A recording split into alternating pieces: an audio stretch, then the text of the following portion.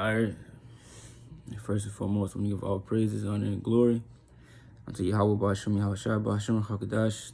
Double honors to the apostles and elders of the great millstone. And peace and salutations to the Akim and to the elect that are scattered throughout the four corners of this earth, pushing this truth and faith and in all sincerity. All right. I'm the brother Shema Olive from the great millstone Houston camp. All right. And I just want to get into a lesson on how that, basically the Most High, He's in control out of every little thing that happens on this planet Earth, that we live on today. Everything that happens in your life, everything that you see that happens in the world, happened because of the Most High, right? Because, nothing happens without the Most High, saying or giving a command or giving it an order, to happen, right? And when I say giving the command, and doing and giving the order, who is He giving the order to? His angels, all right? Because you got people that say that really the Christian church, right? They say that, Satan came up against the Most High and, basically Satan do whatever he want to do. They hate each other. They got so much beef and, all that shit like that. And that's not according to the scriptures, bro. Because the angels obey the Most High, right? The Most High ain't never created nothing that would go against him like that, or that could go against his will, all right?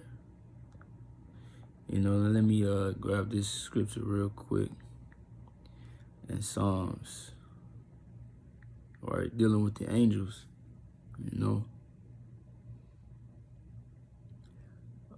yeah, Psalms 103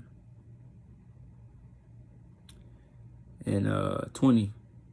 Psalm 103 and 20. Bless Yahweh, ye His angels, that excel in strength, that do His commandments, hearken unto the voice of His word. You see, the angels, they do His commandments, right? Hearken unto the voice of His word, right? The angels listen to the Most High. They know who's in charge. They know who's their creator. They're not coming up, against the Most High. They weren't created for that. They created solely to do the bidding of Yahweh Shem Yahweh Shai. All right, Shalaki, real quick.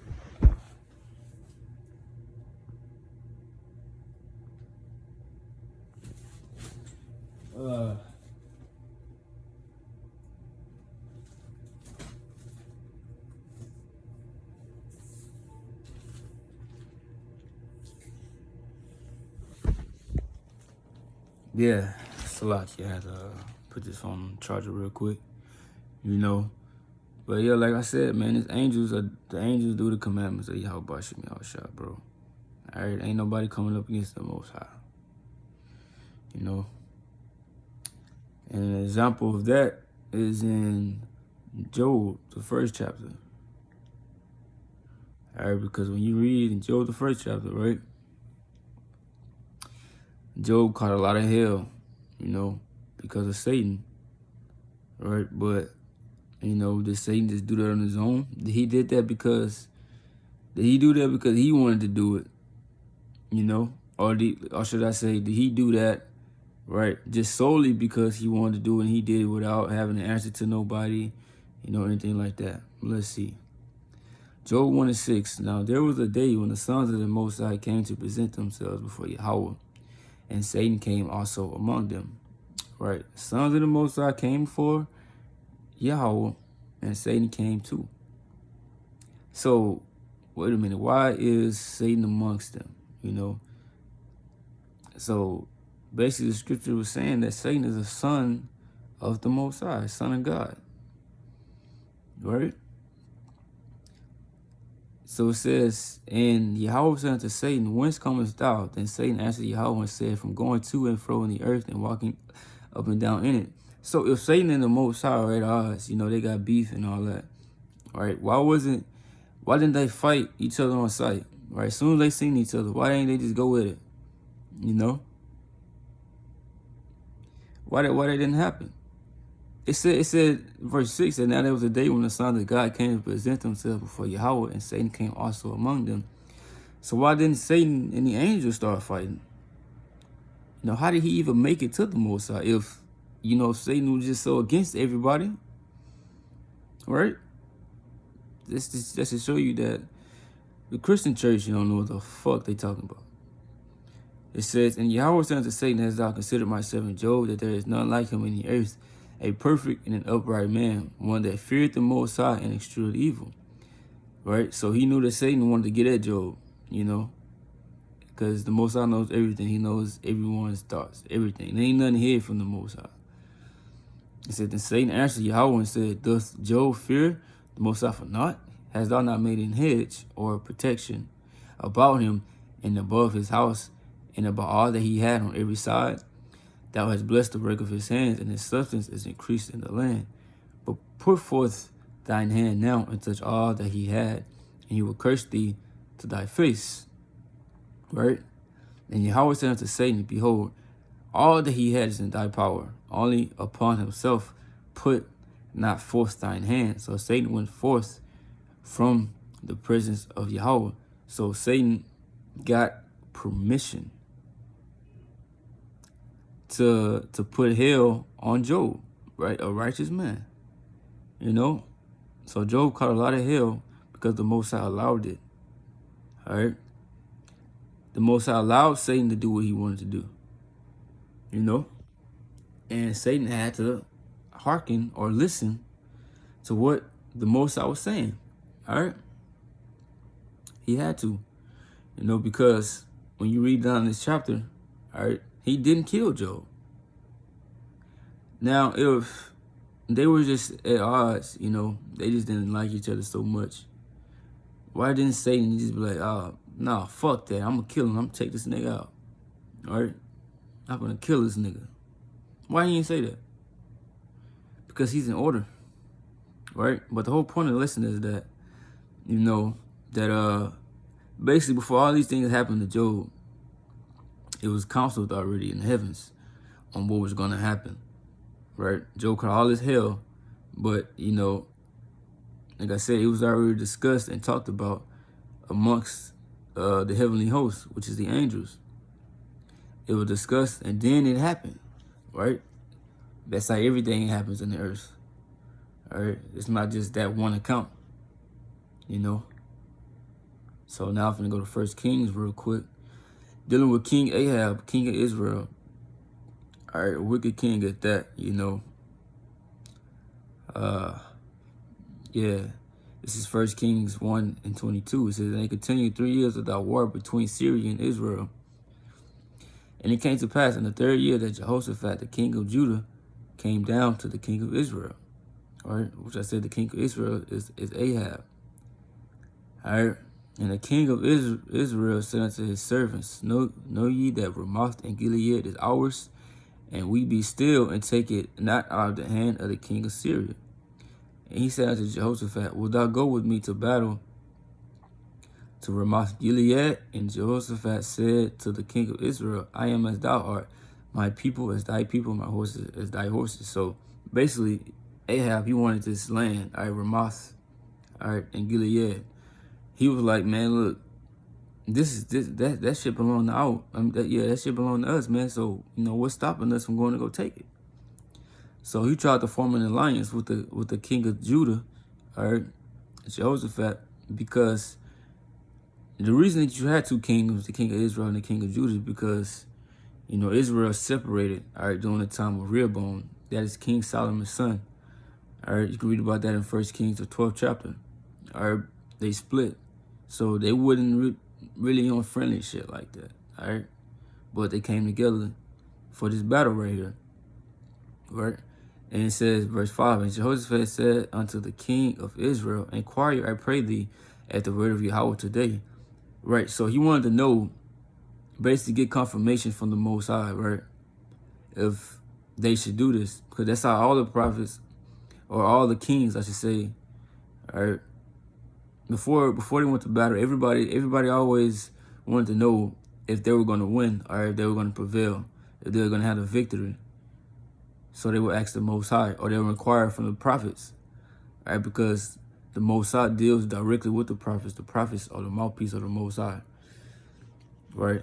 I'll get that in Hebrews 1.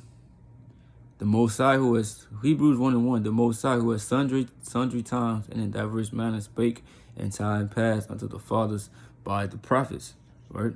One more, Luke 1:70. It says that she spake by the mouth of his holy prophets, which have been since the world began. So the Most High speaks by his prophets. So that's why they inquire they're going to inquire from the prophets, right? You know, as that's something that everybody always did. But this is verse 6. Then the king of Israel gathered the prophets together, the prophets, about 400 men. They said unto them, shall I go against Ramoth Gilead to battle, or shall I forbear? And they said, go up, for the Lord shall deliver into the hand of the king. And Jehoshaphat said, is there not here a prophet of Yahweh besides, that we might inquire of him? You know, so these prophets basically told him that, look, hey, everything all good, bro. You know, go ahead, you know, go do your thing. You know, you're going to get the victory. You're going to win, you know. You're going to slaughter something. Verse 8, and the king of Israel said unto Jehoshaphat, there is yet one man, Micaiah, the son of Imlah, by whom we may inquire of Yahweh. But I hate him, for he does not prophesy good concerning me, but evil. And Jehoshaphat said, let not the king say so. Right? So this one prophet he didn't like because, you know, basically he told him the truth about everything, right? He said he prophesied evil concerning him because King Ahab was a wicked dude, you know? So it's like, bro, what you expected, you know? It said, then the king of Israel called an officer and said, hasten hither Micaiah, the son of Imlah. And the king of Israel and Jehoshaphat, the king of Judah, sat each on his throne, having put their robes in a void place in the entrance of the gates of Samaria, and all the prophets prophesied before them. And Zedekiah, the son of Kenaanah,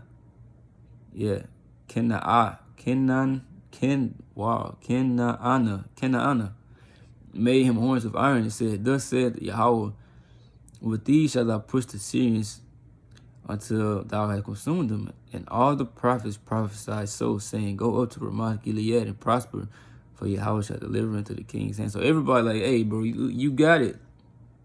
Go, you got it, bro.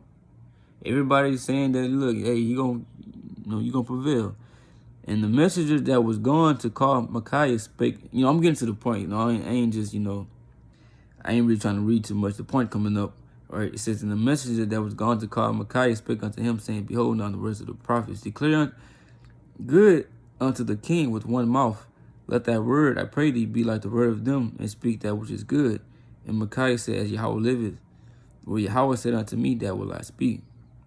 Right, so dude came to him to some, look, bro, everybody said this, so, you know, you need to say it too, right? Everybody in one accord, you know, basically don't come say nothing different. And Micaiah, he was like, shit, look, bro, I'm gonna tell y'all what the Lord tell me, you know? So, you know, what the fuck you talking about? It says, so he came to the king, and the king said unto him, Micaiah, shall we go against Ramoth Gilead to battle, or shall we forbear? And he answered him, go and prosper, for Yahweh shall deliver into the hand of the king. And the king said unto him, how many times shall I adjure thee that thou tell me nothing but that which is true in the name of Yahweh? So he like, bro, look, hey, look, bro, just tell me the truth, bro. Because he already said, look, hey, this prophet right here, he don't prophesy nothing good concerning me.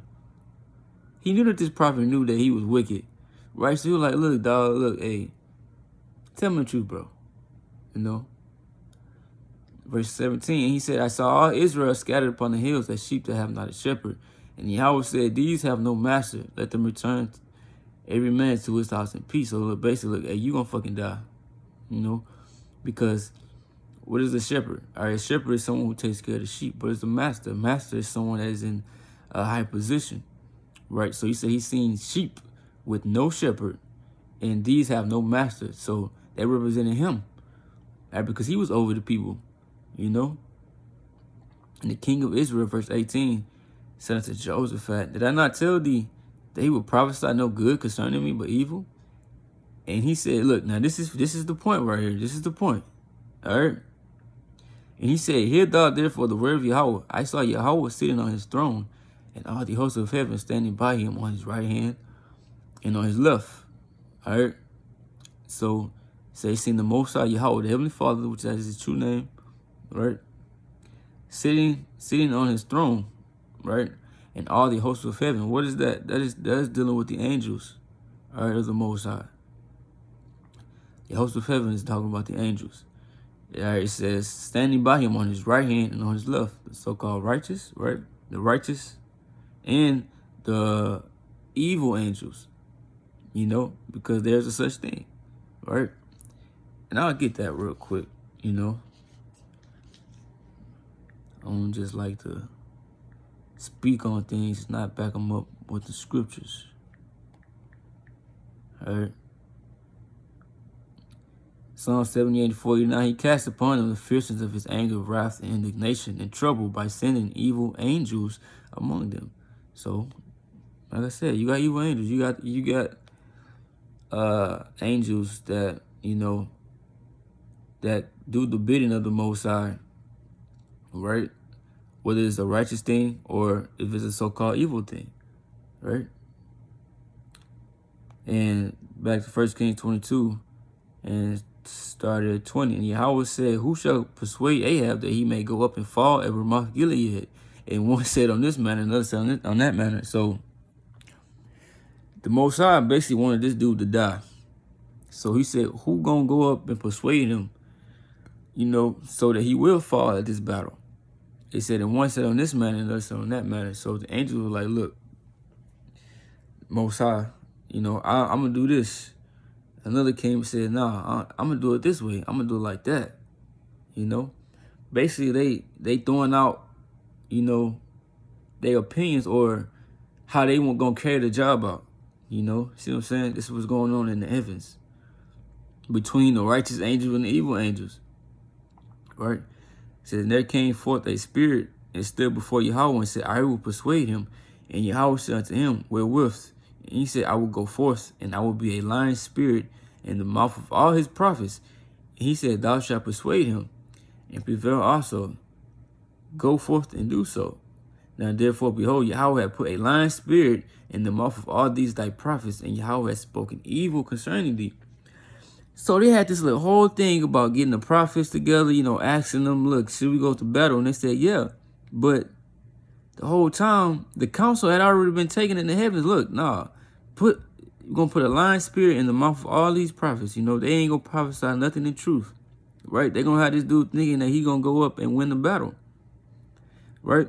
And I never really read this whole chapter like that. I only read this part about the having the angels on one side and the Most High on the other side. But after I read the whole thing, I'm like, damn, look, because while the thing was taking place in the physical, it was already a council being taking place in the spiritual realm, you know, to put a lying spirit in his prophets, right? Shows you that the Most High is in control, bro, of everything that goes on, everything, all right? This is, this should be my last scripture right here. I don't want to make it too long. This is Sirach 18. And 1, he that liveth forever had created all things in general. The Lord only is righteous, and there is none other, but he is going into Yahweh, the Most High, who governed the world with the palm of his hand. Now, what is that talking about? Right? Govern the world with the palm of his hand, meaning that everything inside this earth, all right, he controls it. He's constructing. Yeah, I think that's the word. Yeah, constructing everything, you know. He got everything happening the way it happens all over the world, right? There's nothing that is not, you know, there's nothing on the earth that's doing something outside of what the Most High wants to be done. It says, all things obey his will. You see? All things obey the Most High's will, bro. For he is the king of all, by his power divided holy things among them from profane. So the Most High, right, got complete control over the earth, and all things obey his will. They're dealing with people, right? Also the angels, all right? So, you know, like I said, it ain't nothing that's going on in the earth, bro, that the Most High is not controlling. All right, everything that happened in your daily life, right? Just know that the Most High ordained it to happen, you know, by his angels, right? Shit just don't happen just to happen, right? Everybody's life is already, you know, written out, you know, or, you know, has to happen a certain way, all right? And the Most High only knows. He already done set everything up, bro. And it's gonna happen that way. You can't do nothing to change it, right? You know, because you don't. The Most High is in power, right? You just gotta live it out and play it out, bro. You know, and you don't know what's gonna happen. Just like with King Ahab, right? He went and he died.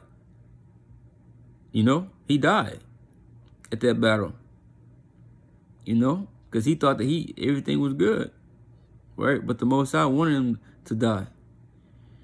You know, so, you know, that's really the lesson, man. And just to know that the Most High is in complete control of everything, you know, whatever may happen to you, just like it happened to Job, you know. The Most High, it's all coming from him, all right, at the end of the day, you know. Just know that. So, you know, with that, I'm going to give all praise, honor, and glory, all right. Unto Yahweh, Ba'ashem, Yahushua, Ba'ashem, Kakadash, that were honors to the apostles, elders, the great millstone. Peace that takes to the occupant, to the elect that are scattered throughout the four corners of the earth, pushing the truth and faith and sincerity. Shalom.